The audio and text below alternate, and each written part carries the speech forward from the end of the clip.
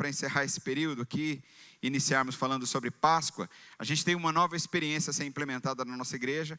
No mês que vem, a gente vai usar o tema da Páscoa tanto na manhã como da noite. E no mês de maio, vamos falar sobre família, tanto pela manhã como à noite.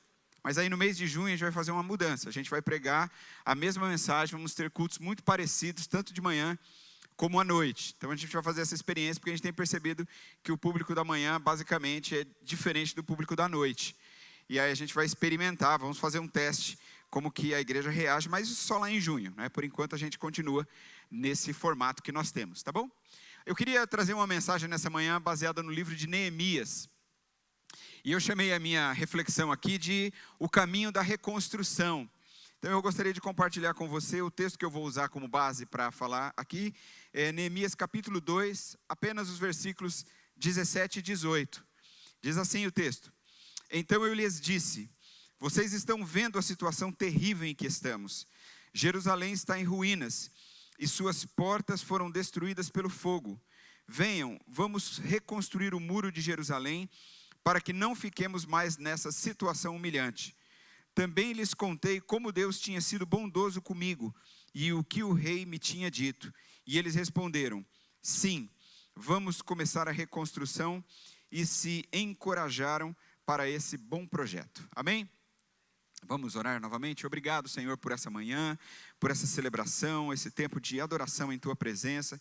E pedimos que o Senhor fale com a gente através desse texto que nos ensina sobre uma mudança de vida. Então que o Senhor nos oriente, que o Senhor nos encoraje a viver a sua palavra, em nome de Jesus, amém.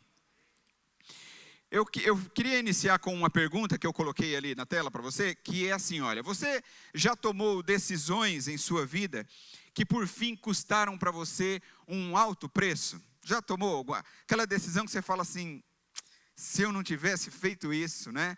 Se eu tivesse ido numa outra direção, se eu tivesse feito de uma maneira diferente, se eu tivesse dito não, ou se eu tivesse dito sim, não é?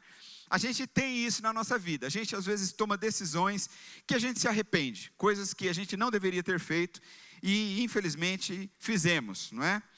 Eu acho que todos nós em maior ou em menor grau de consequência, a gente já enfrentou isso e sofremos, não é? A consequência equivalente à decisão que a gente tomou.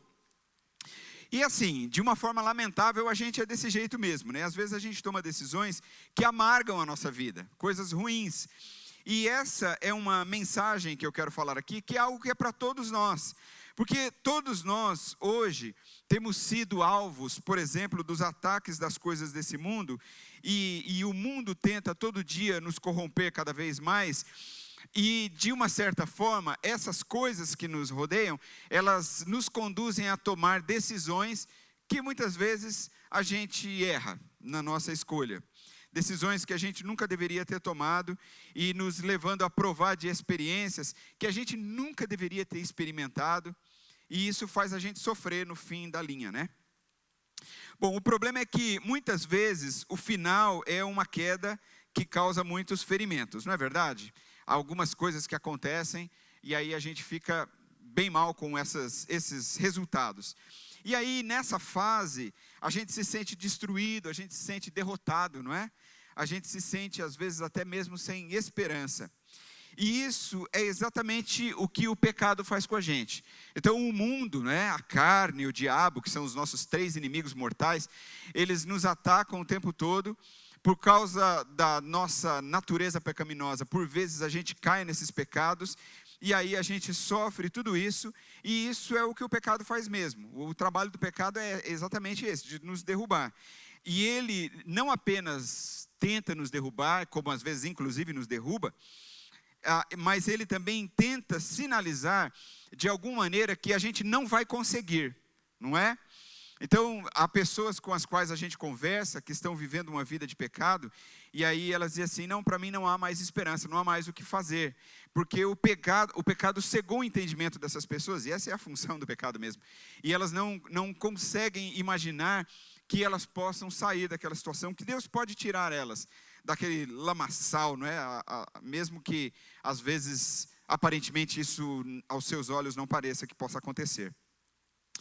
Então, existe algo que a gente precisa aprender para que isso sirva para a gente como um alerta na nossa vida, no meio desses momentos de dificuldade.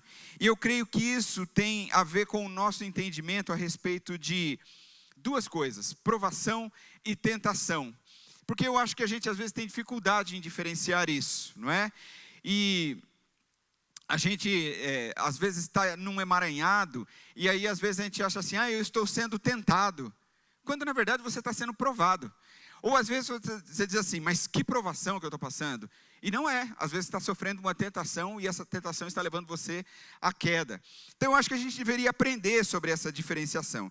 Eu sei que vocês sabem isso, mas sempre bom a gente voltar a discutir um pouco sobre isso. Eu digo isso porque, às vezes, a gente está vivendo essas circunstâncias e estamos um pouco perdidos, e eu acho que a gente tem que ter mesmo, sabe o que é? Discernimento. Então, eu queria mostrar para você.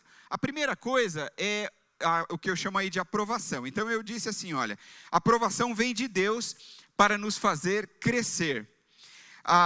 Então, se ela vem de Deus, a gente já deve entender o seguinte: ela é benéfica. Provação é uma coisa boa, ela vem para o nosso bem. A provação em si nem sempre é bom, não é? A gente não gosta muito de ser provado, né? Quem que vai para a escola pulando de alegria para fazer uma prova, né? Nossa, hoje tem prova, que beleza, né? Só se você for meio doido, né? Ninguém gosta disso, né? É uma coisa difícil para nós. Prova é sempre difícil. Mas ela é benéfica, porque por meio da prova você, usando o exemplo da escola, testa os seus conhecimentos, vê onde você precisa melhorar para tirar uma nota melhor, não é? Ou mesmo nas provas da vida, ela produz amadurecimento em você.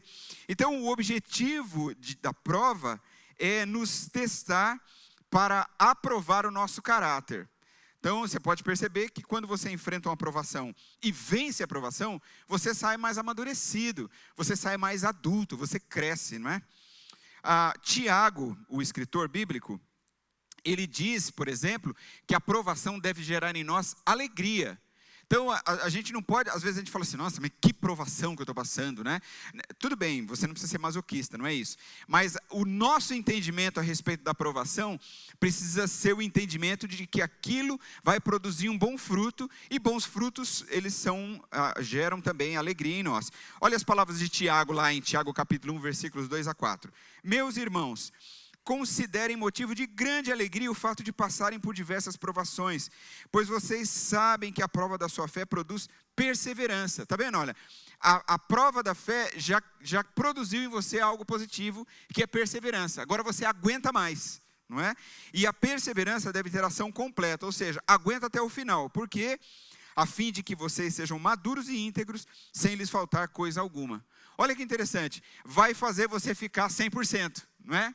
Tudo bem, 100% é um exagero, mas vai fazer você ficar muito melhor do que você era antes, não é?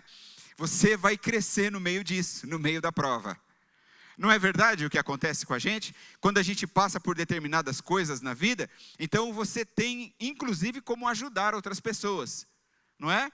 Então, por exemplo, eu vejo por mim mesmo. Às vezes eu falo assim, coitada da minha igreja anterior, principalmente nos meus primeiros anos, né? Que eu era pastor novato, então tinha muita coisa que eu fiz e olho para trás e falo, por que eu fiz isso, né? Mas era empolgação, e coitada da igreja, né? Ia se movendo junto comigo, né? É igual, parecia aquele pai, aquela mãe, que já é um pouco mais de idade, e tem um filho pequenininho e tem que ficar correndo atrás do filho. Já não tem tanto pique, né? Eu vi a igreja em relação a mim assim também, né? Mas hoje, eu me reconheço muito mais amadurecido do que aquele tempo. Então hoje, luto algumas batalhas que eu deveria lutar e outras eu já nem luto mais, não é? Hoje, a minha visão de distribuição do trabalho na igreja é muito melhor do que o que eu tinha antes. Antes eu era muito catalisador, muito centralizador, não é? Trazia tudo muito para mim. Hoje já tenho uma compreensão maior. Mas o que foi isso? As cabeçadas, os erros, o tanto de vezes ter que vir e falar, pessoal, me desculpa, acho que eu exagerei, não é? Então, isso acontece com todos nós, não é? A gente vai amadurecendo, então há coisas que a gente faz, pais para filhos, por exemplo, diz assim, filho, eu já passei por isso na minha vida, eu já enfrentei uma situação semelhante a essa. Então, nós aprendemos no meio da prova, e é mais ou menos isso que Tiago está falando aqui. Evidentemente que ele está conduzindo aqui para as posições da nossa vida cristã, nas posições teológicas, mas isso tem uma aplicabilidade ampla, não é? Então, lembre-se que até o próprio Jesus passou por provações. O Getsemane, por exemplo, né, a gente vai começar a falar sobre isso a partir da próxima semana. A cruz talvez sejam os dois maiores exemplos disso, os momentos mais críticos da vida de Jesus. E segundo Tiago, no final, né, depois de aprovados, a aprovação produz vida em nós. Então ele vai nos ensinar que ela produz alegria e produz vida. É o que ele diz no versículo 12, do mesmo capítulo 1 de Tiago. Ele diz assim: feliz é o homem que persevera na aprovação. E a mulher também, tá bom? Porque depois de aprovado, receberá a coroa da vida que Deus prometeu aos que o amam. Isso não é interessantíssimo? Você perceber que ele está falando, feliz é quem persevera. Se você resistir, você vai ficar feliz. Lá na frente você vai olhar e falar, mas que bênção. Foi muito difícil, mas hoje eu estou vivendo uma situação completamente diferente, com um pensamento diferente. Graças a Deus por isso. Então isso é aprovação para nós.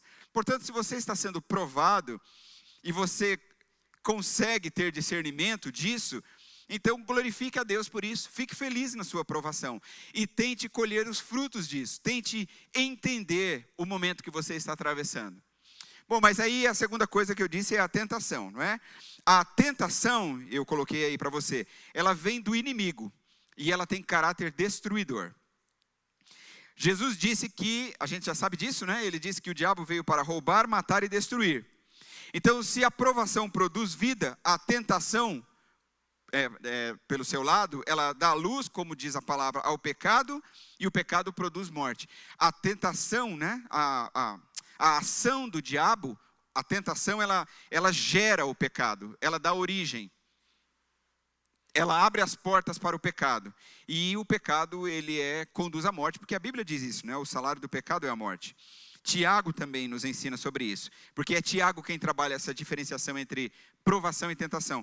Olha o que é que ele diz em Tiago 1, de 13 a 15. Quando alguém for tentado, jamais deverá dizer, estou sendo tentado por Deus, né? Não tem como isso, pois Deus não pode ser tentado pelo mal e a ninguém tenta. Ora, porque se Deus caísse em tentação, aí nós estaríamos todos perdidos, né? Cada um, porém, é tentado pela própria cobiça. Está vendo? O pecado que habita em mim é que dá espaço, dá vazão à ação da tentação, sendo por essa arrastado e seduzido. Então a cobiça tendo engravidado, olha a simbologia que ele usa, né? Então a cobiça tendo engravidado dá à luz o pecado, e o pecado após ter se consumado gera a morte. Está vendo? Então é aquela história, tudo começa com uma andada pela beirada, não é? Tudo começa com um olhar, não é? Tudo começa com dar vazão a um pequeno pensamento. Tudo começa com uma pequena fala. Então, isso é que dá a luz, é como se fosse o engravidar, não é? Do pecado que será gerado. Então, a gente deve se lembrar de que o pecado, ele cegou o entendimento das pessoas. Então a gente pensa assim, por que nós caímos tanto em pecado? É porque o pecado cega o entendimento. Então, às vezes, não é verdade que você olha para trás e fala, como que eu caí nisso? Não é? É inacreditável. Então, e Satanás, que é o nosso inimigo, ele não vai medir esforços para nos derrubar, ele não mede esforços para nos destruir. Esse é o seu ofício, desde sempre, não é? Jesus diz isso, né, que ele é enganador desde sempre. Então ele coloca nas nossas mentes de que não há mais esperança para nós. É claro que Satanás não tem o poder de invadir os nossos pensamentos, mas a nossa atitude demonstra o que pensamos, não é? A gente não consegue esconder isso. E Satanás tem anos de janela, né? Vamos combinar que ele tem milênios, séculos de janela. Então ele sabe exatamente como trabalhar nas nossas fraquezas. Mas é exatamente nesse momento que eu acredito que acontecem duas coisas que são consequenciais. E eu coloquei aí, a primeira é o sentimento do desejo de mudança, que acontece no nosso coração. E a segunda coisa é a intervenção graciosa de Deus. Essas coisas são relacionais, uma vem em seguida da outra. Então, primeiro é preciso que você permita uma transformação interior. E é como uma mudança de direção, não é? Por exemplo, um restabelecimento familiar, o abandono de práticas mundanas. E depois disso, não há mais nada que você possa fazer. Porque depois disso é só a graça de Cristo que pode intervir. É a ação, é a intervenção, é o trabalhar de Jesus. E o apóstolo Paulo, ele fala sobre isso no texto de Efésios, né? Esse é o meu segundo versículo preferido da Bíblia, Efésios 2:18. Pois vocês são salvos pela graça, por meio da fé. E isso não vem de vocês, é dom de Deus, não por obras, para que ninguém se glorie. Então, sabe qual é a minha leitura desse versículo? É assim, olha, não existem mocinhos e bandidos. Essa é a minha leitura do versículo. Então, todos estamos perdidos. Jesus vem com a sua graça, intervém, muda a história da nossa vida e transforma o nosso ser. Agora, apesar de nós e dos nossos erros, Jesus sempre continua nos amando. Em meio às provações, em meio às tentações, o amor de Jesus não muda por nós. Mas Ele só vai inundar a nossa vida se nós permitirmos que Ele faça isso. Bom, a Bíblia conta uma história de um homem chamado Neemias. E esse foi o texto que a gente leu no começo, né? Que no tempo dele, o povo de Israel amargava um cativeiro terrível. Justamente porque no passado eles haviam abandonado a Deus e caído em todo tipo de pecado e perversidade. Cederam à tentação e não resistiram às provações. E aí eles se aliaram aos povos pagãos ao redor.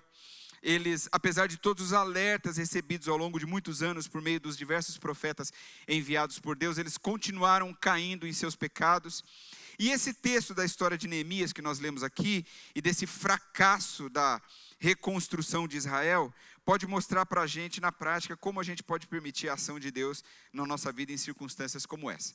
Só para você relembrar e te sintonizar, a história de Neemias é algo mais ou menos assim.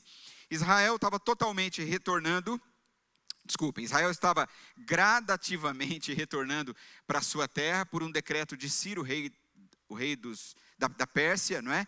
E aí, por uma intervenção de Deus, ele liberou os judeus, porque Israel do norte havia sido destruído muitos anos atrás, e o rei Israel do sul, que eram o povo judeu, eles permaneceram vivos, porque eles faziam parte da herança, da promessa de Deus, da linhagem de Davi, porque dela viria o nosso Salvador, não é isso?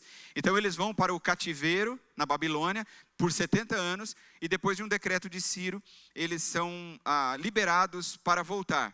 Neemias recebe notícias de que a cidade estava em ruínas, os muros estavam destruídos, e os muros são a fortaleza de uma cidade, Jerusalém precisava disso. E aí ele recebe essa notícia, ele fica muito triste, ele chora, ele jejua, mas Neemias é apenas o copeiro do rei. Ele experimenta a comida e a bebida do rei. Agora ele vai sair de lá como um líder. Ele não era como Josué, ele não era como Moisés, ele não era como os profetas que viveram antes dele, mas ele era um homem disposto a servir.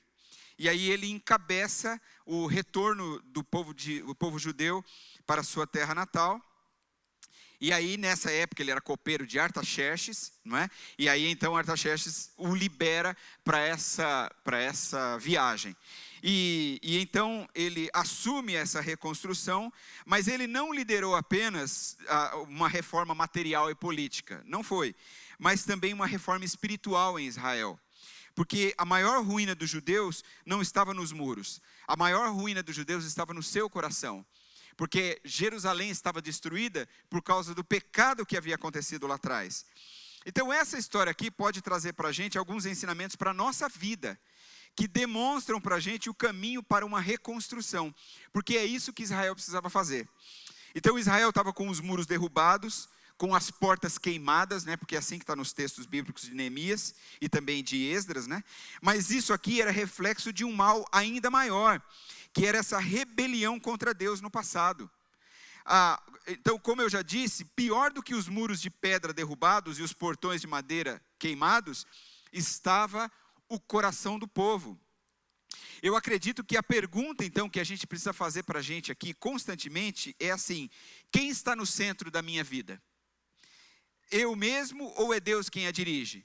Porque Israel caiu na ruína por causa disso. Eles se tornaram independentes do seu Deus. Porque lá atrás, no Pentateuco, especialmente em Deuteronômio, Deus fala para eles assim: olha, se vocês andarem nos meus caminhos, vocês serão prósperos numa terra que mana leite e mel, né? Ou seja, uma terra que vocês plantam e tudo dá.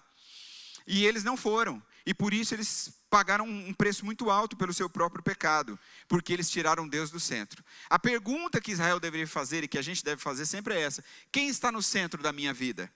As minhas ações, os meus pensamentos, os meus desejos, os meus anseios, essas coisas todas, estão submetidas à vontade de Deus? Então é isso que a gente precisa pensar. Então, para a gente reconstruir, espiritualmente falando, internamente falando, nós precisamos permitir que Deus sente no trono do nosso coração, acima de todas as coisas. Então, eu queria mostrar algumas rápidas lições aqui, que a gente pode aprender para vencermos as tentações, vencermos os nossos pecados e principalmente, nos reerguermos em meio às nossas quedas. A primeira delas é: reconheça as suas fraquezas.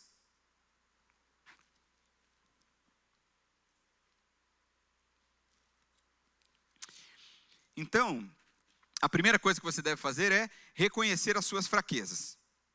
Olha o versículo 17, que nós lemos de Neemias 2, né? Então eu lhes disse: vocês estão vendo a situação terrível em que estamos. Bom, Neemias se inclui porque ele também é povo, não é? O que a gente aprende aqui? A gente aprende aqui que sozinhos nós não conseguiremos. Nós somos pecadores, por isso que a gente não consegue sozinho. Por que a gente precisa de Deus? Porque por causa do nosso pecado, a gente não consegue. A gente já nasceu em meio à iniquidade, como diz Davi no Salmo 51, não é? Então o ventre, ele diz assim lá, que o ventre que nos gerou era pecador. A minha mãe era uma pecadora, e ela só conseguiria gerar outro pecador. E assim foi com cada um de nós. Então é preciso reconhecer que nós somos fracos. Se não permitirmos o agir de Deus na nossa vida, nós continuaremos a cair. A nossa vida será declínio. Então o perdão de Deus para nós vem do reconhecimento da necessidade que todos nós temos de um Salvador. O texto: vocês estão vendo a situação terrível em que estamos. Você percebe aí o reconhecimento? Lá em 1 Coríntios capítulo 10, versículo 12... diz assim, Paulo diz assim: assim aquele que julga estar firme, cuide-se para que não caia. Mas logo em seguida, né, no próximo versículo ele diz assim: não sobreveio a vocês tentação que não fosse comum aos homens, e Deus é fiel, Ele não permitirá que vocês sejam tentados além do que podem suportar, mas quando forem tentados, Ele mesmo lhes providenciará um escape para que possam suportar. Interessante, não é? A tentação não vem de Deus vem as provações, mas em meio à tentação que recebemos do inimigo, Deus também age em nosso favor, porque Ele não permite que seja algo que nós não possamos suportar. Você se lembra, por exemplo, de Jesus, né, quando Ele está na cruz, e aí o seu último brado, né, que Ele diz, quando Ele grita: Deus meu, por que me abandonaste? Por que me desamparaste? Na verdade, depois disso Jesus morre, né? Se você ler o texto, você vai ver que Jesus morre, porque é o limite em que Jesus chegou e que poderia suportar. A carne, o humano, né, de Jesus poderia suportar.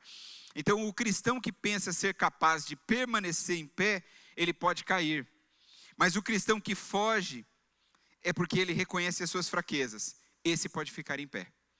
Então esse é o desafio que é colocado diante de nós em relação à nossa vida com Deus. A outra coisa que eu queria dizer aqui é: não subestime as suas fraquezas. O mesmo versículo 17: Jerusalém está em ruínas e suas portas foram destruídas pelo fogo. Você não deve acreditar que só porque nós somos de Cristo, nós estamos imunes ao pecado. Então, acreditar nisso seria um erro terrível e um risco ainda maior. Os judeus, eles eram o povo escolhido, de fato eram. Mas por causa da rebeldia deles, agora eles estavam longe da sua terra e estavam longe do seu Deus. Essa era a situação deles. Talvez eles achassem que só porque Deus tinha separado eles, né, como um povo especial, agora eles poderiam viver e fazer o que eles quisessem, porque Deus não os puniria. Não, a gente é povo de Deus, tá tudo beleza. Deus vai fazer acontecer, né? Então a gente pode viver tudo à nossa própria maneira. Então, de maneira semelhante, muitas pessoas hoje se escoram naquela frase assim, olha, uma vez salvo, salvo para sempre, não é? Essa é uma frase muito utilizada, não é? Pelas pessoas. Não, uma vez salvo, salvo para sempre. Eu acredito nisso. Uma vez salvo, salvo para sempre. Eu creio mesmo de todo o meu coração nisso. E isso é uma frase bem calvinista, assim, né? Quem gosta de estudar isso, né? Então, vai bem nessa onda aí. E eu acho que eu sou um calvinista, assim, meio mais ou menos assim, mas eu acredito nisso, que uma vez salvo, salvo para sempre. Só que as pessoas usam isso como se fosse um jargão qualquer, sem a necessidade da seriedade e o comprometimento com isso aqui. Então, apenas dizer porque a corrente calvinista pensa assim, eu acho que esse não é o caminho. Apenas dizer porque você aprendeu isso e leva isso adiante, também acho que esse não é o caminho. Porque Jesus disse que nós devemos dar frutos que mostrem arrependimento.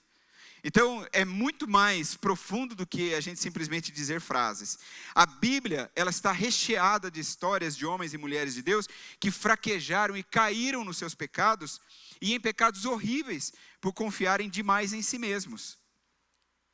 Eu acho que é melhor a gente pensar mais uma vez como Paulo. Lá em 2 Coríntios 12:10, Paulo diz assim: por isso, por amor de Cristo, regozijo-me nas fraquezas, nos insultos, nas necessidades, nas perseguições, nas angústias, pois quando sou fraco é que sou forte.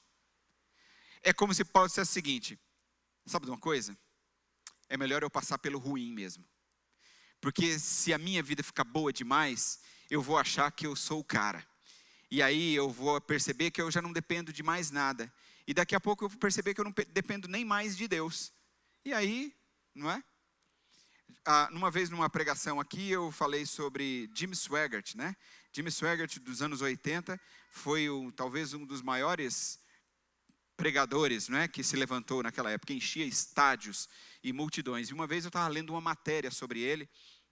E quem acompanhou a história dele sabe que depois de algum tempo foi descoberto que ele foi flagrado, acredito que em Las Vegas, não é? Saindo com prostitutas. E isso foi a queda de Jimmy Swaggart. Bom, essa foi a queda que se anunciou.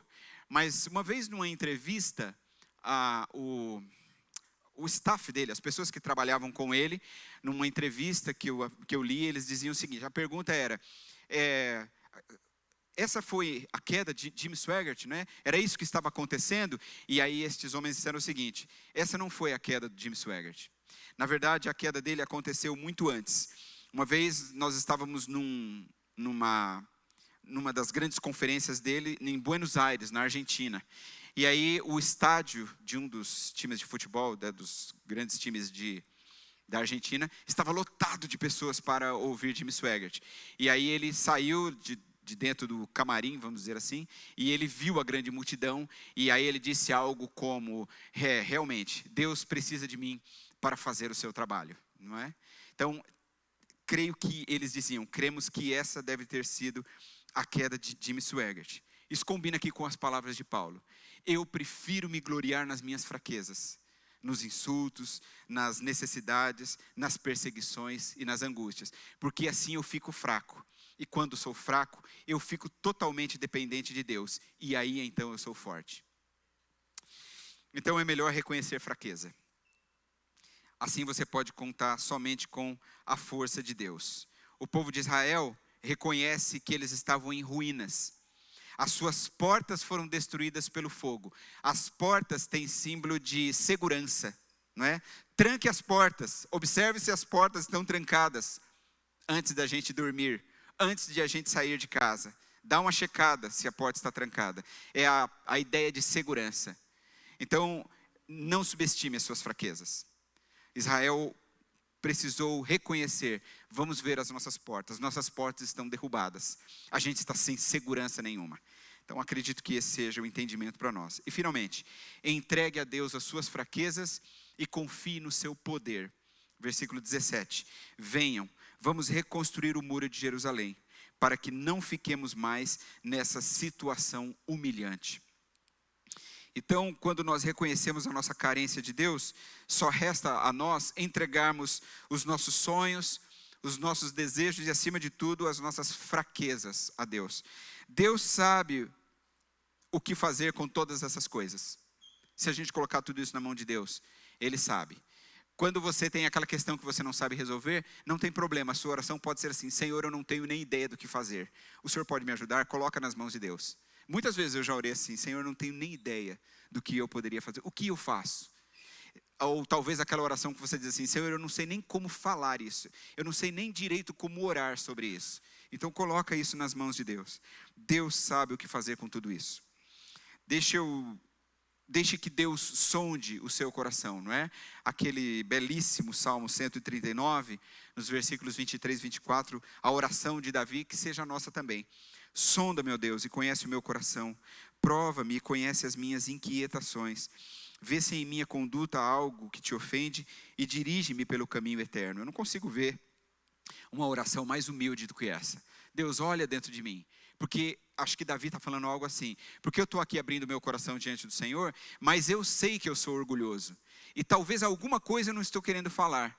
Então sonda e toca exatamente naquilo que eu não estou querendo que o Senhor mexa. Pode entrar naquele cômodo que está trancado, é ali mesmo. E aí o Senhor faz ali, mexe em tudo aquilo ali, para que eu possa me escancarar mesmo diante de Ti.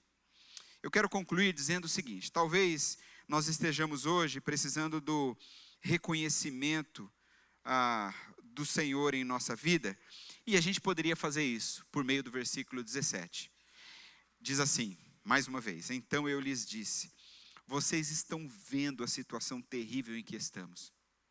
Jerusalém está em ruínas, as suas portas foram destruídas pelo fogo.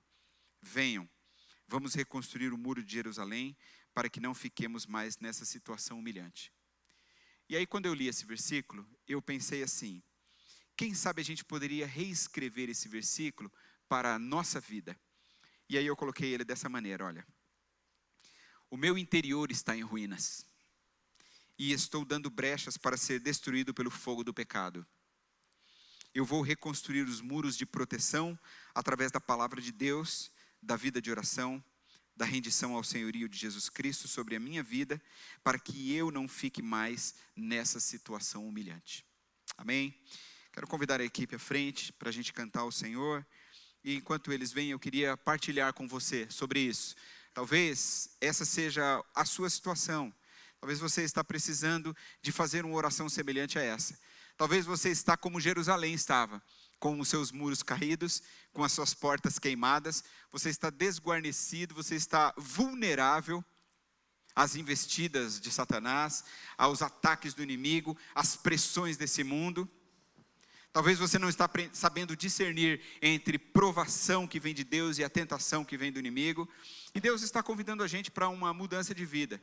Porque Deus nos ama e Ele quer mudar a nossa história. Ele tem feito isso ao longo da história. Ele mudou a vida de tantos. E para Ele não é difícil de maneira alguma mudar a sua vida e tirar você da situação que você está vivendo. Então eu gostaria que você orasse sobre isso agora. Colocasse diante de Deus a sua vida. A gente vai cantar uma canção que fala sobre entrega, sobre consagração.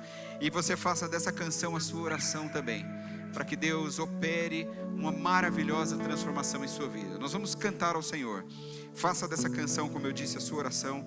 E ao final nós vamos orar, encerrando, colocando diante de Deus toda a nossa luta, toda a nossa aflição. Vamos ficar em pé?